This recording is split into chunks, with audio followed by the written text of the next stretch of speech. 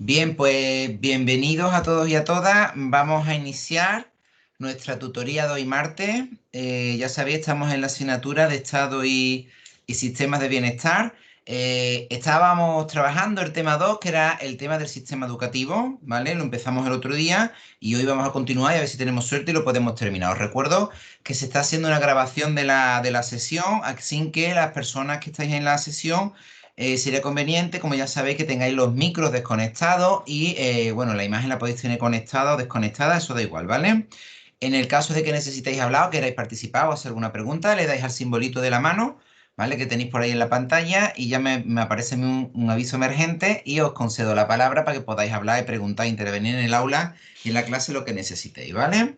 Bueno, vamos a continuar donde nosotros la habíamos dejado. Recuerdo, estamos en estado de sistemas de bienestar y habíamos empezado el tema del sistema educativo, ¿vale? Habíamos hecho una pequeña introducción simplemente sobre lo que es un sistema educativo, qué implica, qué no implica, qué elementos hay. Os he mencionado la importancia que tiene siempre, siempre, siempre en todos los temas que nosotros vamos a trabajar, la Declaración Universal de los Derechos Humanos de París de 1948, que ya os animé el otro día que os la aprendiese, ¿no? Y en España, pues evidentemente, base fundamental, pues la Constitución española como base elemental que asegura pues, un acceso a la educación por parte gratuito por parte de todos los españoles. Importante, bueno, evidentemente la educación como sistema de protección y sistema de bienestar que nosotros estamos trabajando en esta asignatura, tiene un recorrido histórico, tiene una evolución histórica. El libro la desarrolla más, yo no voy a entrar mucho en detalle porque me parece que no requiere mucha más explicación. Simplemente, bueno, pues se sitúa en la época del Renacimiento, cuando ya emerge el Estado moderno, ¿verdad? Os recuerdo en ese tiempo, que es un tiempo convulso, pero es muy importante entender que ahí va a haber elementos que transfieren o van a llegar al tema de la educación, aunque como proceso hegemónico y de monopolio de la educación en esa época, sobre todo igual que ocurría en la anterior, en el medievo, va a estar la Iglesia. La Iglesia es la que durante muchos siglos va a acaparar el tema de la educación, el aprendizaje y la enseñanza en Europa, ¿vale? Es muy importante entender que leer, escribir, hacer cuenta eran cosas que hacían los monjes, los monasterios donde se hacían las transcripciones de libros, eran los únicos que sabían idiomas, eran los únicos que sabían escribir, etcétera, etcétera, etcétera. Es más, cuando los estados requerían administración, o sea, lo que son funcionarios o personas que le lleven los papeles y las cuentas, eran siempre, siempre gente formada o gente perteneciente a la iglesia, a la que llevaban el tema de los legajos, ¿no? Que le suelen decir los papeles. Es con las luces y con la ilustración, como vosotros habéis visto también en la evolución de los temas que nosotros hemos explicado, y sobre todo con lo que se ha explicado en otra asignatura, que es en la asignatura de Orígenes y Desarrollo en Trabajo Social, es cuando surge ya una defensa de la educación estatal, pero porque ya estamos hablando de cambios importantes en el Estado. Entonces se dan cuenta y van a entender lo importante que es el control de la educación por parte de lo público, ¿vale? Por parte del Estado, porque puede ser una herramienta, un arma tanto de control social como de educación social, como de transferencia o transmisión de valores, que nosotros también estuvimos hablando algo de esto, recuerdo, al final de la clase de la semana pasada. Muy importante, en todo este proceso, la Revolución Francesa, igual que lo es para todo. Recordad que con la Revolución Francesa se inician todo lo que son las revoluciones liberales y detrás de la Revolución Francesa está el ideario liberal, ¿vale? Es muy importante porque se habla de una intervención expansiva ya del Estado en la educación. Los ideales liberales significan o implican o van a implicar que la educación tiene que ser un elemento ya puramente público, puramente controlado por el Estado, ¿vale? Ojo, lo privado va a seguir existiendo, pero el enfoque que se le quiere dar especial, especial, especial a partir de la Revolución Francesa es la implantación de la secularización. Es decir, entender la educación como un elemento independiente de la religión, aparte de la religión, que la religión, lo religioso va a estar ahí, evidentemente lo va a impregnar todo, absolutamente todo todavía en esta época, pero que la educación sea algo secular, es decir, llevado a cabo por lo público y no como venía siendo desde el medievo por las organizaciones eclesiásticas, por las organizaciones religiosas, y que no impliquen una transferencia, esto es muy, muy importante, única y exclusivamente de valores que provengan de la Iglesia. Recordad que los liberales precisamente se van a intentar desprender de todos esos elementos que tienen que ver con lo eclesiástico, con la religión católica, que tanto frena y ha frenado históricamente las aspiraciones de los liberales, sobre todo aspiraciones a poder, al concepto de libertad, al concepto de propiedad, al concepto de poder comerciar con la propiedad, el concepto de acumulación, todo esto que tiene que ver con el capital, el capitalismo, que va a ser emergente y va a ser muy importante. Entonces, muy claro que a partir de la Revolución Francesa, esas ideas que ya existían, cuidado, que ya estaban ahí, se van a hacer expansivas, ¿vale? Y se van a transferir al mundo de la educación, y en la educación se va a intentar en comprender, ¿vale? Al margen de la influencia religiosa. Importante, ya muy importante, lo hemos visto en la asignatura de Orígenes y Evolución del Trabajo Social, el Estado liberal y el nacionalismo. Es decir, cuando ya hablamos con propiedad de estados liberales basados en principios de derechos liberales, todavía esto tendría que evolucionar un montón, sobre todo cuando hablaremos de la educación gratuita y pública, que eso ya hablaremos un poco más adelante, pero aquí ya hablamos de educación como principio de integración política, ¿vale? Y de control social. Es decir, va a ser el arma fundamental. Todo sistema estatal que se precie o se haya apreciado ha controlado los sistemas de educación y la transferencia de valores. Esto es muy importante, es decir, cuando los ejemplos más cercanos lo tenemos con el franquismo. ¿Qué se aprendía en la escuela franquista? ¿Qué había en los manuales, en los libros franquistas que tenían los niños de la época, etcétera, etcétera, etcétera, y con qué elementos se estaban jugando en un momento determinado, ¿vale? Un momentito que hay una persona que está intentando entrar en la sala, un segundo, y parece que está teniendo problemas. Vamos a ver. Vamos a ver si lo conseguimos. Alguien ha intentado entrar, pero no. Me ha salido un mensaje emergente. Bueno, pues seguimos trabajando. Es decir, siempre va a ser muy importante porque, como venía diciendo, se va a entender evidentemente que el Estado va a transmitir a partir de los sistemas educativos que va a controlar sus sistemas, sus valores, sus creencias y sus normas. Con las revoluciones industriales y los movimientos obreros, que es parejo a todo esto, está ahí el Estado liberal, está el nacionalismo, están las revoluciones industriales, pero también están los movimientos obreros, van a hablarse de sistemas educativos para responder a necesidades de conocimiento del sistema productivo económico. De algo de esto estuvimos nosotros hablando el otro día.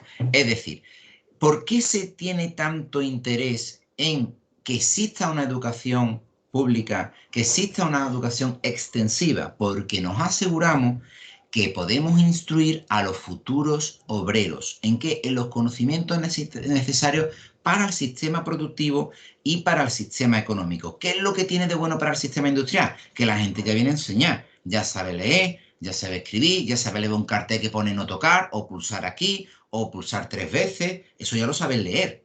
Eso ya no se lo tienen que enseñar en la fábrica, ¿vale? Y esos elementos van a ser de suma importancia, Y el liberalismo y los movimientos industriales van a abogar, van a potenciar de manera complementaria y paralela a que existan y se puedan organizar los sistemas educativos, ¿vale? De carácter público, porque eso le va a reducir costes muy importantes a los propios industriales de la época, a los propios propietarios, a los propios empresarios de la época. Va a ser un elemento muy importante, al mismo tiempo que se les adoctrina y se les enseña. Creo que el otro día hablábamos de cómo el colegio todavía conserva los horarios de fábrica, el entrar y el salir al colegio con una sirena, los descansos son con una sirena o con un timbre.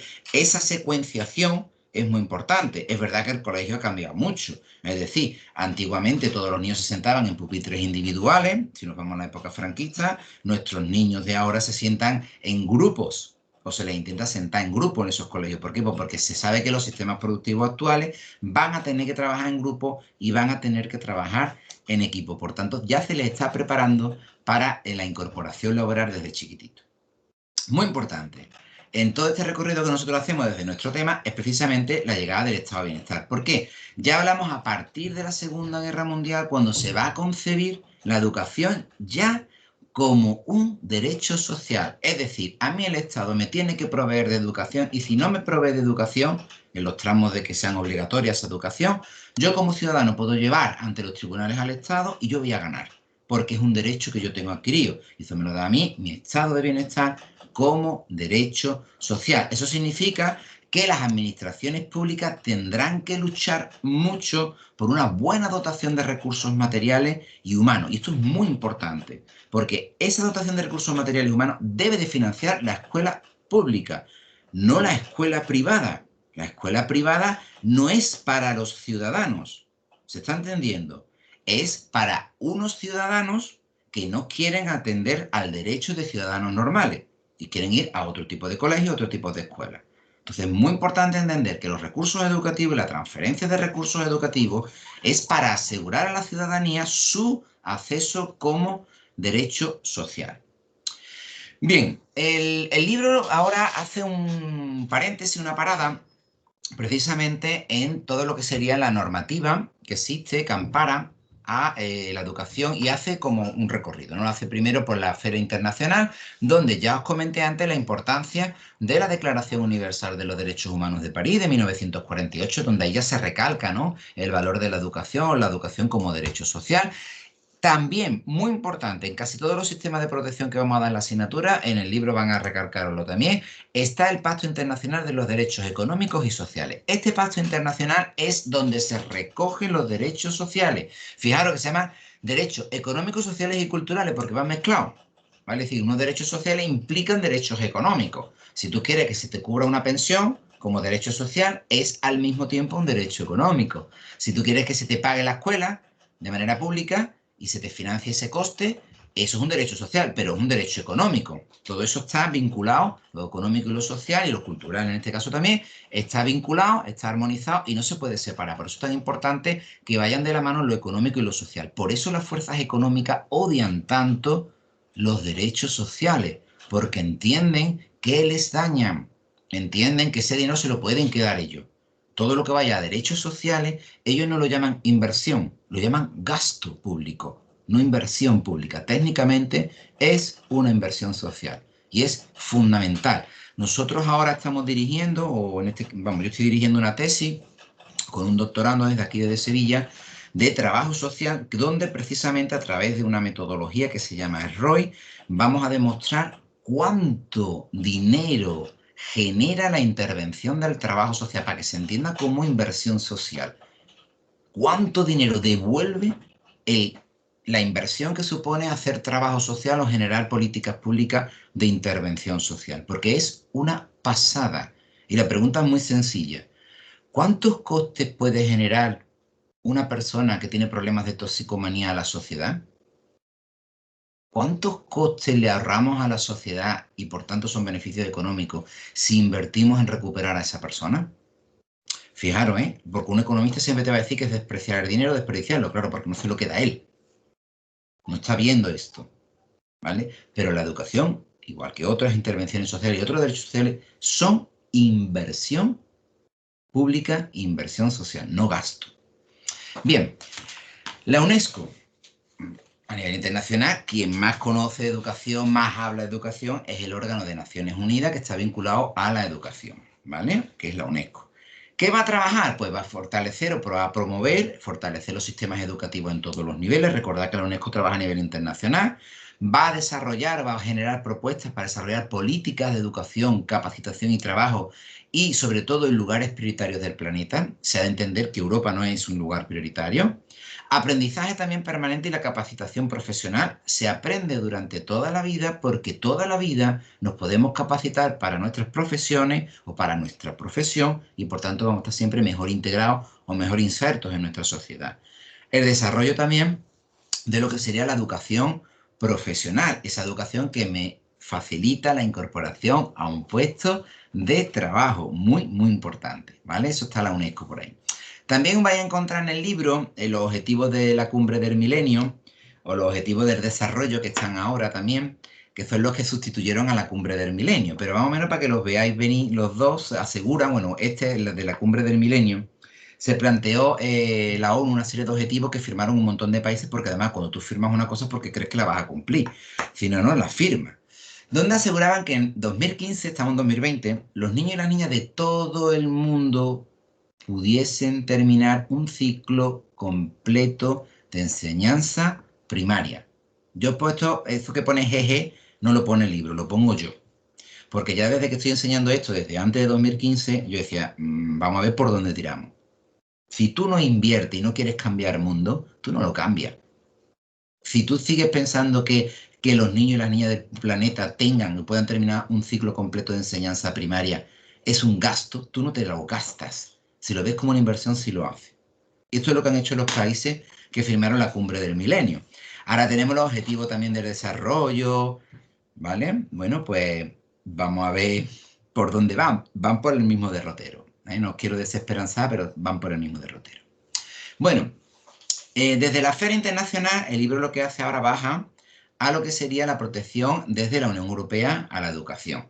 Ahí encontramos, por ejemplo, la iniciativa Educación y Formación 2020 como marco estratégico. Por favor, entended que lo que estáis trabajando en este manual, en este libro, algunas fechas y algunos programas ya tienen reediciones, ¿vale? Entonces estáis trabajando con el de las fechas que vienen en el manual, en el libro que os entra en la UNED, pero todo esto ya está actualizado. ¿Vale? Entonces, ten en cuenta que este programa, el plan estratégico, marco estratégico, Educación Formación 2020, ya no se llamará 2020, ya estará montado o estará en la evaluación de 2020 y se estará creando el siguiente, ¿vale?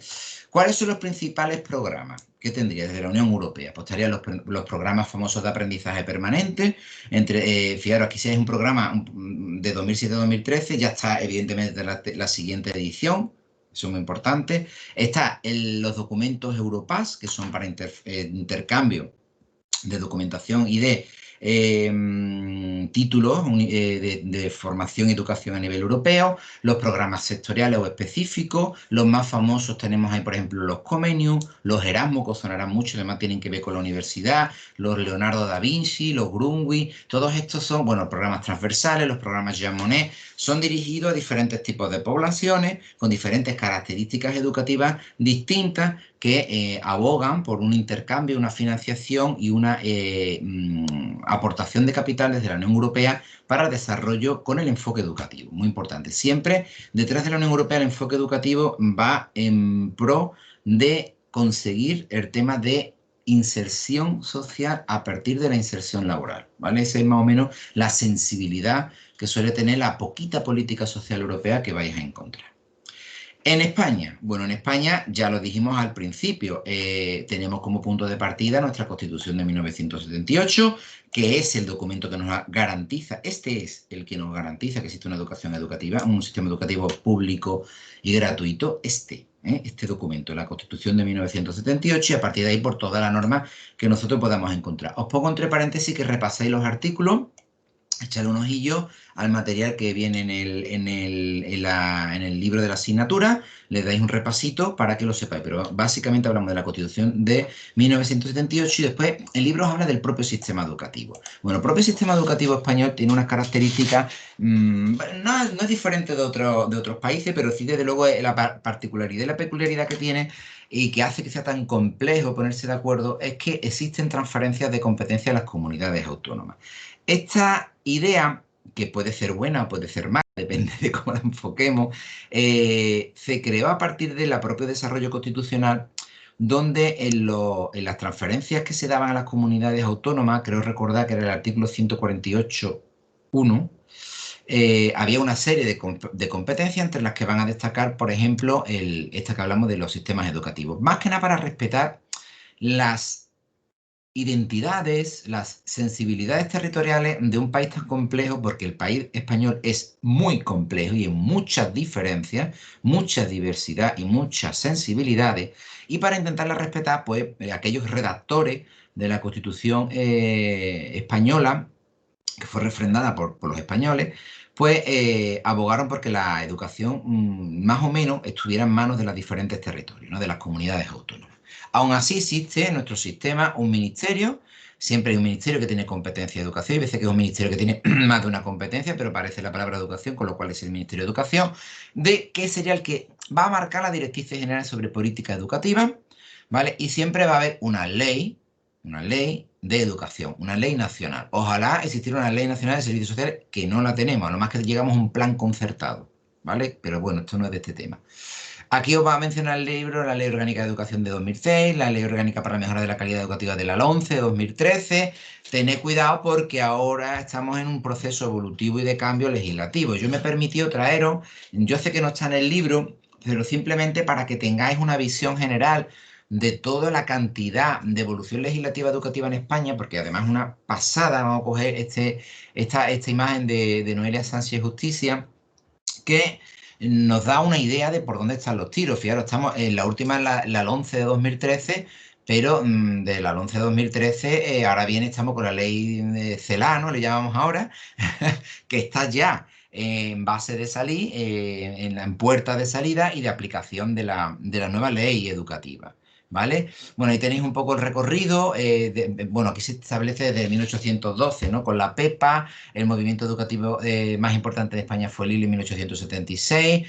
Aquí en el año 70 se creó una ley general de educación, el 78, ya entramos aquí con la Constitución española y se crean ya las primeras leyes democráticas y postconstitucionales, como son la del 85 de la LODE, que actualmente está en uso, sobre todo en lo referente a los centros concertados, aunque ya habéis visto que la ley CELA va a cambiar cositas de los centros concertados. La LOCSE, muy famosa, del año 1990, que va a coincidir con la entrada a la Unión Europea. Se le considera la primera ley moderna, pero después fijaros la cantidad de leyes, la LOPECSE de 1995, la LOU, que es la Escuela Universitaria de 2001, la LOCE de 2002, aquí una locura.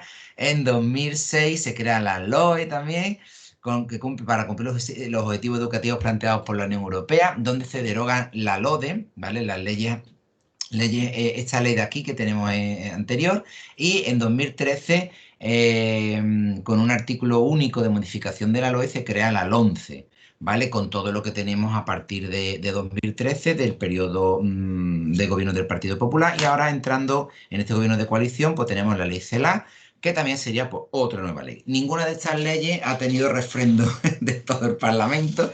Esto es así, es decir, depende de quién gobierne en España, pues unos dicen que sí, otros dicen que no. Más o menos en España siempre está la mitad de acuerdo y la mitad en desacuerdo con cada ley educativa. ¿Por qué ocurre esto en España? Y aquí es donde tenemos que verlo. ¿Es porque hay una diferenciación por territorio o comunidades autónomas? Pues no tiene por qué, porque en otros países también lo hay.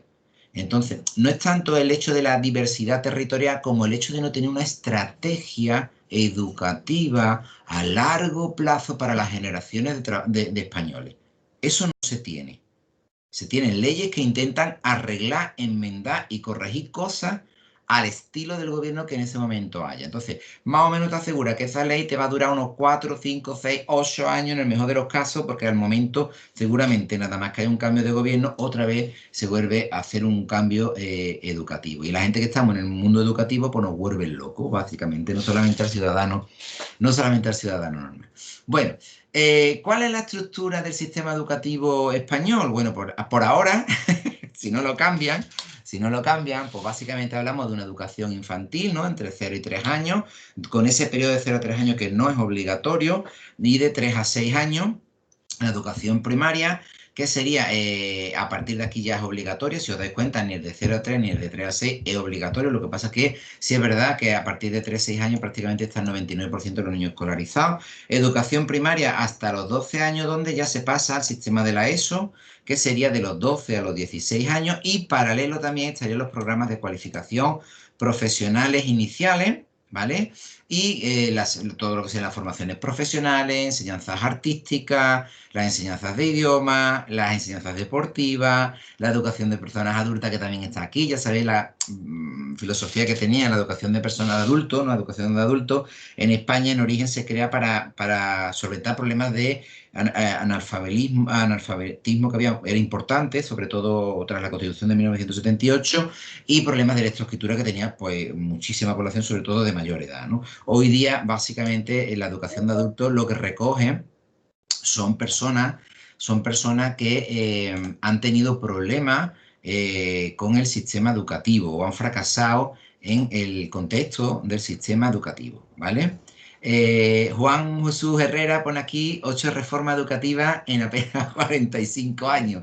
Sí, Juan, es para no aburrirnos, porque esto es como todo, decir, uy, ¿qué podemos hacer? Pues vamos a cambiar la ley educativa, no sabemos qué hacer. Y nos han dado por ahí, básicamente en lo que estamos. Entonces, casi que de cada 4, 5, 6 años, en el mejor de los casos, hay una reforma educativa, pero porque no hay un plan o no hay una estrategia de verdad, de verdad, de verdad, con un enfoque de qué queremos hacer en términos educativos con la población española.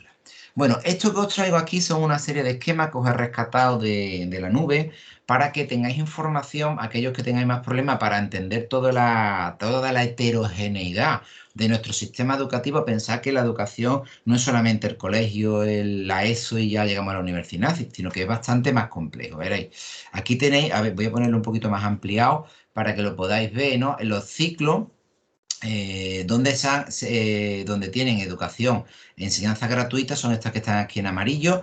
Estos que están de 0 a 3 años no es gratuito, son básicamente todo el sistema de red de guarderías públicas, concertadas y demás, que pueden dar ayuda a las familias, pero técnicamente no se cubre en España, ¿vale? No es gratuito en España. Sí, a partir de 3, 6 años, donde ya entrarían en la segunda etapa de infantil, que se da básicamente en los colegios de primaria, y todo lo que serían los tramos hasta sexto de la educación primaria, que más o menos estamos hablando hasta los 12 años. Aquí también vais a encontrar las enseñanzas elementales de música y danza, ¿vale? Son el conjunto de enseñanzas, os pone aquí artística en color azul. En la siguiente fase, es decir, nosotros pasamos a la ESO, ¿ves? Estamos aquí abajo, en naranjita, en la ESO, el primer ciclo de 13 a 15 años, ¿vale?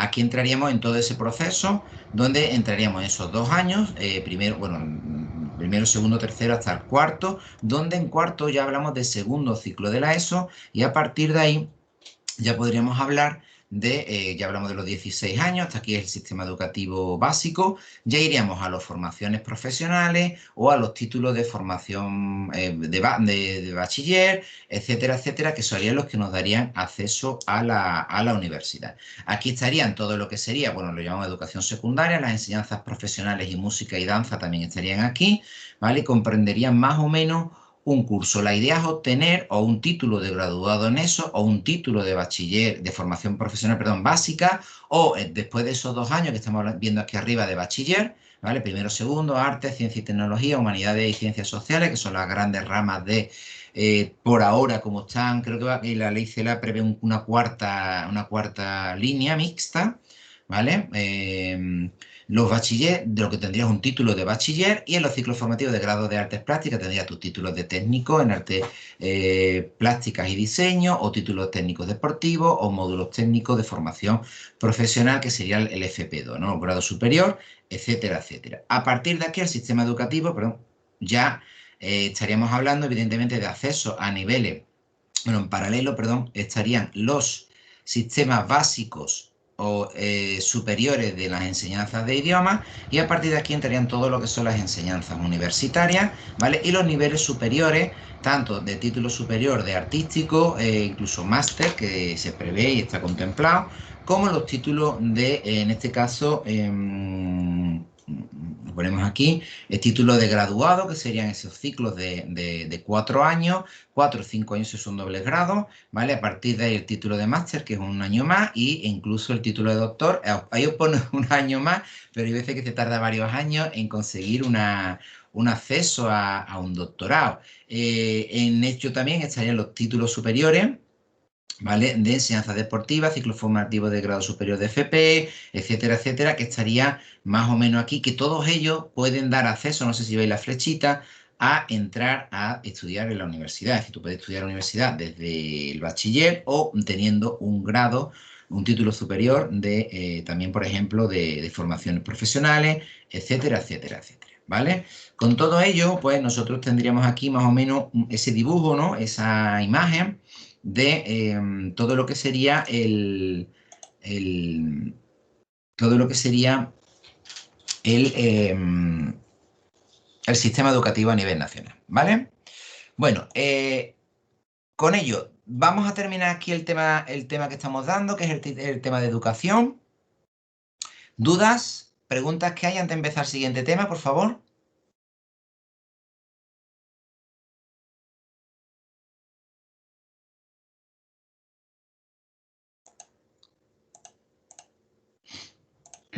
Bueno, como veis, no es un tema complejo, no es un tema que requiera mucho más que, hombre, trabajarlo un poquito con el material que tenemos en el manual de la asignatura y ir repasando los datos importantes, fechas importantes y poco más porque es un tema que, como veis, no tiene especiales dificultades, ¿vale? Bueno, pues si no hay más preguntas, vamos a pasar, en un segundito, vamos a quitar esto y vamos a empezar un tema nuevo. Bien, nos vamos al sistema sanitario. Bien, como veis, estamos viendo los diferentes sistemas de protección social, estado de sistemas de protección, o sistemas de bienestar, también lo vais a conocer. Y vamos a empezar el otro sistema potente, hemos visto el educativo, pues vámonos al sistema sanitario. Nada más, fijaros con todo lo que está cayendo en el sistema sanitario, pobre mío, en toda esta pandemia, esta locura del COVID-19, que además todos los expertos coincidimos en que no hemos aprendido de la primera ola, no hemos enmendado el sistema, no lo hemos dotado bien, que hemos tenido ahí un descanso más o menos potente, sobre todo en el verano, y ahora otra vez estamos en las mismas. Esto es un poquito complicado, pero básicamente que nos gusta tropezarnos siempre y constantemente contra la misma piedra. Pues nada, pues ahí estamos. El sistema sanitario. Vamos a empezar con el sistema sanitario. Bueno, para empezar, en el ámbito de la salud pública, el estado de bienestar propulsó el derecho efectivo de derecho a la vida, desarrollando las capacidades financieras, institucionales, administrativas, estratégicas y operativas dirigidas al logro de un nivel de cobertura sanitaria total de la población, con una calidad elevada de los servicios y prestaciones de los sistemas sanitarios públicos. Es evidente que en los sistemas sanitarios que han conseguido los estados de bienestar son los mejores de la historia de la humanidad y con muchísima diferencia con otros países que no han desarrollado estados de bienestar o que habiendo desarrollado estados de bienestar mínimo, recordad que estuvimos viendo algunos tipos, como norteamericanos, se han quedado muy atrás de los niveles de protección, por ejemplo, de los países, de los sistemas sanitarios europeos. Son los mejores del mundo en cuanto a cobertura y en cuanto a dotación de recursos. Hay otros sistemas sanitarios por ahí de los que se habla muy poco que también cubren al 100% de la población, pero claro, no tienen recursos. Claro, si yo digo, oye, pues es que resulta que el sistema sanitario cubano, jolines, Cuba, fijaros lo que es Cuba y lo que supone Cuba, es el de los que más cubren a su población. Problema que tiene, porque no tienen medicina, no tienen recursos de ningún tipo, no tienen apenas prestaciones porque están saturados en la política internacional que los tiene pues muy asfixiados. Pero hay otros lugares del mundo que también tienen sistemas educativos bastante desarrollados. ¿Problema que tiene Cuba? Pues problema que tiene Cuba que no es una democracia, para empezar. Y más problema que tiene Cuba, pero no vamos a meter en ello. Importante, en lo que os comenta el libro, os hace un recorrido, ¿no? Por la historia de la salud, bueno, habla de la antigüedad, ¿no? Es muy importante, ¿no? Os habla de Herodoto, que nos informaba ya de los avances que tenían los antiguos egipcios. Pensad que los egipcios son los primeros en tener, es que no sé si decir facultades de medicina, pero tenían escuelas que en verdad eran monasterios. Es que, como veis, la religión aquí, la ciencia en la antigüedad era la misma cosa. Es decir, los que controlaban el tema de curar a la gente eran los médicos, sanadores o sacerdotes especializados que se formaban en determinados templos egipcios. Y además hay pruebas por ahí que inventaron los colirios para los ojos o hacían pequeñas operaciones quirúrgicas en la vista, que esto es una pasada para fijaros, estamos hablando de los antiguos egipcios, o hacían pequeñas perforaciones en el cráneo para hacer intervenciones dentro de la cabeza. Wow, controlaban la farmacopea de manera increíble. Ellos trabajaban, por ejemplo, el tema de los venenos de los diferentes bichos y de la serpiente que hay por allí en el desierto. Sabían que podían matar, pero sabían que en determinadas dosis curaban determinadas enfermedades. Y lo hacían y trabajaban con medicamentos y farmacopea. O sea, que no solamente tenían facultad de medicina, también tenían facultad de farmacia y además tenían laboratorio de medicamentos. O sea, eran una pasada los egipcios, ¿no? Heródoto recoge un montón de esos elementos y que si vosotros documentáis y leéis un poco al respecto vais a alucinar con todo lo que había, ¿no?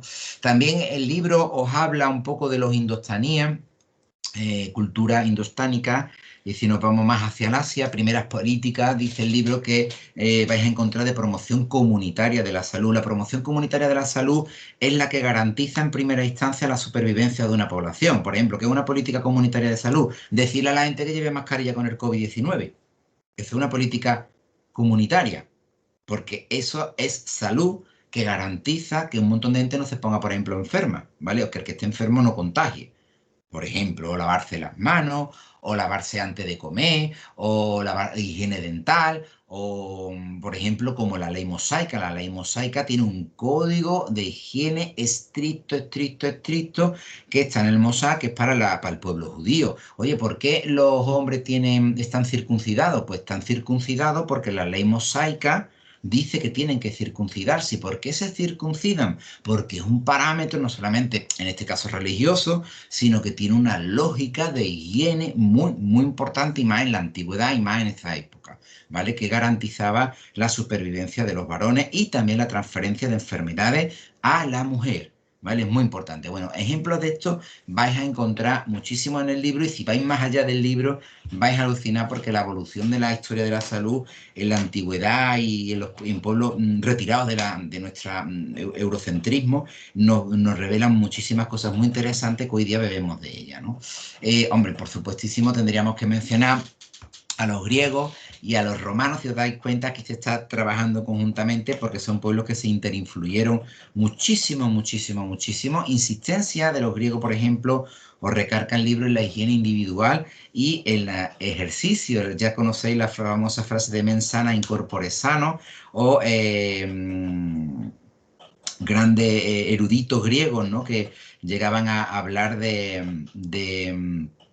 la vejez incluso como una pérdida, como una enfermedad, hablan como una enfermedad donde se perdía a lo largo de en esa enfermedad calor y humedad, ¿no? Y por eso te volvías rígido y frío cuando fallecían, ¿no?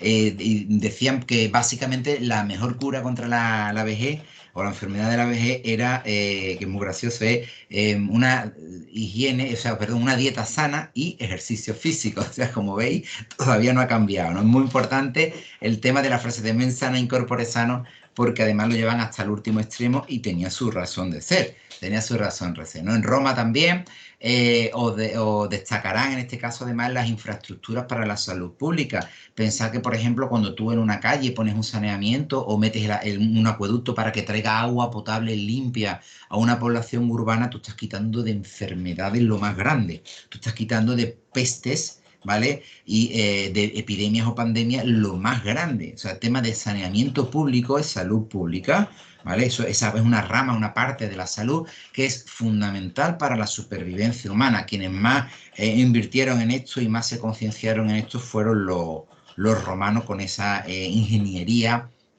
comunitaria de salud pública en torno al agua, y sobre todo al no mezclar el agua residual, ¿vale? Con lo que sería el agua de beber.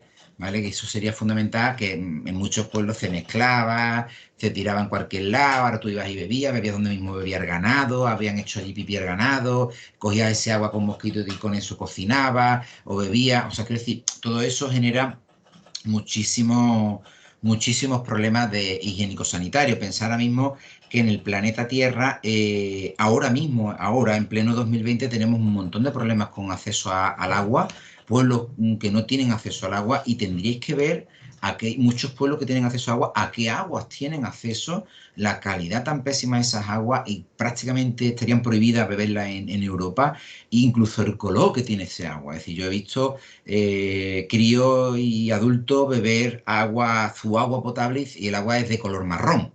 Dirán que es potable, pero te puedes morir también bebiendo ese agua, ¿no? Entonces hay que tener mucho cuidado, y ya esa preocupación por el tema de las aguas, ¿vale? Y sobre todo la separación de las aguas residuales de las aguas aptas para el consumo, ya la vamos a encontrar nosotros en los pueblos romanos. En la Edad Media, bueno, en la Edad Media éramos muy guarrete, ¿eh? Muy guarrete, muy guarrete, muy guarrete. La verdad es que destaca su retroceso en temas sanitarios, higiénicos, excepto los árabes. Los pueblos árabes, ya sabéis que, igual que pasa con la ley mosaica, tienen una religión que además tienen que lavarse en varias ocasiones, porque se tienen que lavar antes de rezar, como tienen que rezar varias veces al día, se tienen que lavar, se tienen que asear, tienen que hacerlo antes y después de comer, se tienen que lavar las manos, se tienen que lavar los pies, se tienen que... La cultura de árabe en torno al agua, a los baños árabes, las fuentes árabes, esto no existía en el resto de Europa para nada, porque eran muy guarrotes, y muy guarrote es, tú nada más te lavabas o bien porque te habías muerto y lavaban el cadáver, o bien porque estabas muy enfermo y llegaba el médico de turno y te decía que se tenía que lavar, pero básicamente eso era como una maldición, vamos, tenerse que lavar. Imaginaros cómo oleríamos en la Edad Media los pueblos que no fuesen árabes. O sea, tendría que ser una pasada, igual que ocurre con la ropa y todos los temas higiénicos sanitarios en la Edad Media. Horroroso, horroroso, horroroso.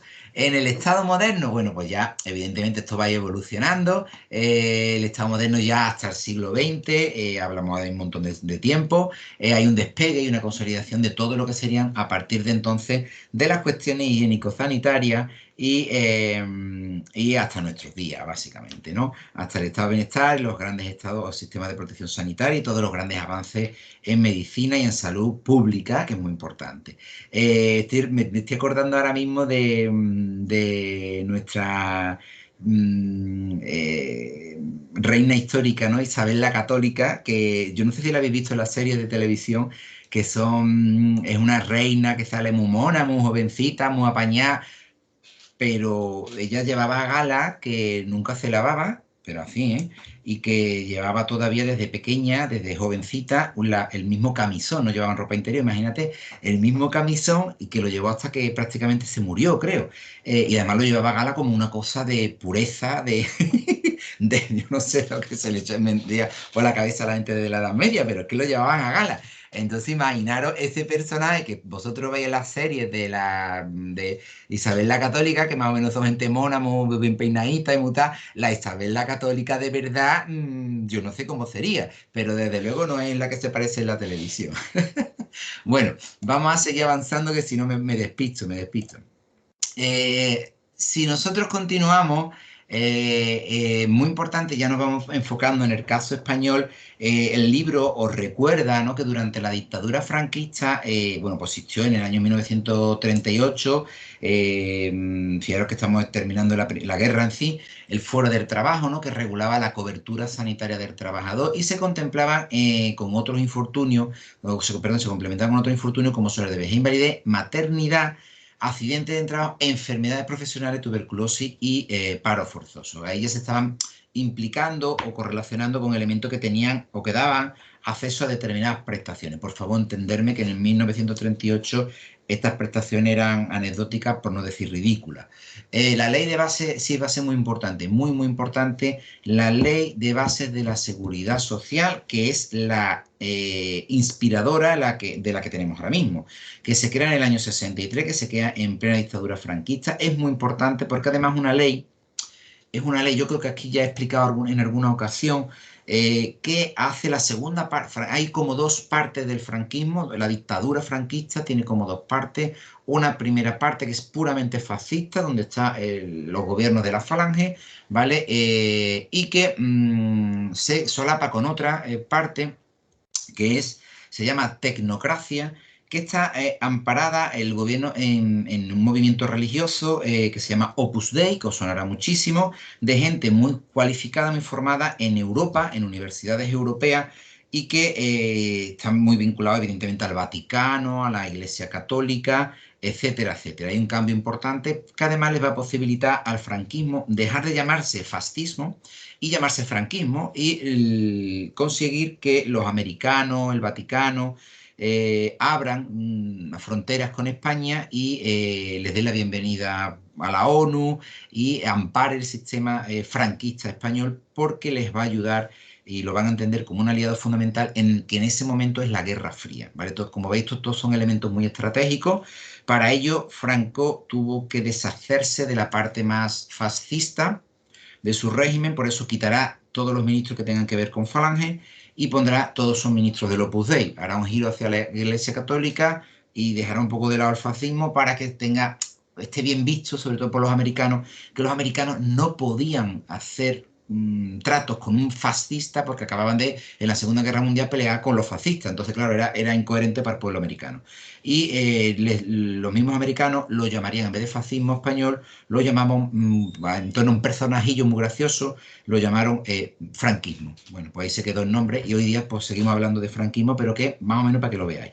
¿Qué ocurre en esa segunda etapa? Y tiene que ver con esto que estoy explicando. Bueno, pues que estos ministros del Opus Dei que se han formado fuera están viendo cómo se están poniendo en marcha las políticas de estado de bienestar europeo. Se están formando con lo que están haciendo en otros países europeos. Y esas enseñanzas se las van a traer en España.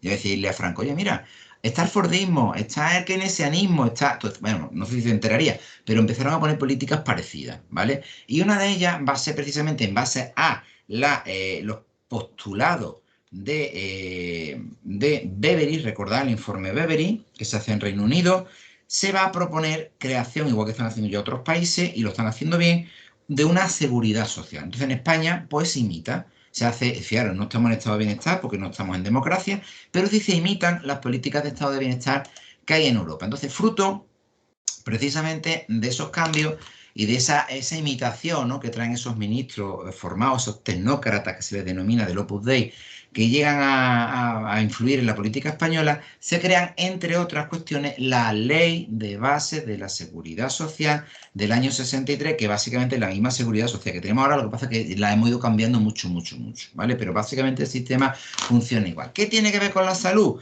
Pues básicamente que la Ley de Seguridad Social, si os dais cuenta, vosotros cuando empezáis a trabajar os dan un número de la Seguridad Social y con ese número de la Seguridad Social os dan acceso a las prestaciones sanitarias en España. O sea, la vinculación laboral en base a la Seguridad Social otorga el derecho de tener cubierta la sanidad, que es el enfoque. Oye, ¿y qué ocurre si yo no he empezado a trabajar y no tengo mi número de la Seguridad Social? Pues se te cubrirá con el número de la seguridad de la cartilla de tu padre o de tu madre. ¿Vale? Que más o menos está escrito hasta que encuentras el primer empleo y automáticamente te asignan tu primer número, tu número, que te va a acompañar ya hasta que fallezca, de afiliación a la Seguridad Social y con ese vas a tener derecho tú, exclusivo, a tu prestación sanitaria. ¿Vale? Ese es el enfoque que está viendo también en otros países europeos, sobre todo Alemania, Francia, bueno, la zona de Austria, la zona de Bélgica, la zona de... Todas esas seguridades sociales son de este tipo y nosotros lo que hacemos es imitarlas porque tenemos gente que están formados, sobre todo en Alemania. Bien, llega la democracia. A partir de que llega la democracia, nosotros lo que vamos a ver aquí es precisamente pues, que tenemos la Constitución de 1978, que es donde ya hablamos de que nos equiparamos socialmente a los países más avanzados de Europa, ¿vale? Y a partir de ahí entraría un elemento fundamental que va a ser el Pacto de Toledo, que también va a aparecer en el tema de, ahora se habla mucho del Pacto de Toledo en el tema de las pensiones, etcétera, etcétera, pero que si os parece, dada la hora, lo vamos a tener que dejar aquí y lo que vamos a hacer es que el próximo día vamos a continuar, ¿vale? A partir de en el tema de salud, de la entrada de la Constitución en España y ya vamos terminando el tema, que yo creo que nos dará tiempo y seguimos avanzando, ¿vale? Bueno, preguntas que tengamos, cualquier cosita que queráis avanzar o que queráis proponer o que queráis comentar antes de que cierre. Aquí Espe me pone, qué asco. Yo creo que eso fue cuando yo conté lo de Isabel la Católica, ¿no? Y Marina Polo me pone, anda, que el que viviera aquí en Sevilla con 40 grados. Hombre, en Sevilla más o menos estaban los árabes y la gente se lavaba, ¿vale? Se lavaba. Luego, ¿verdad? Que cuando vino lo que llamábamos la Reconquista, ¿no? Que llegó el que llamamos también San Fernando, el rey Fernando, eh, cuando toma Sevilla, pues ya seguramente cambiaría las cosas, pero seguro que también terminarían lavándose porque es que esto era imposible. Aquí en Sevilla está sin lavarse. Bueno, lo vamos a dejar aquí, si os parece bien, voy a cortar la grabación y hasta el próximo día.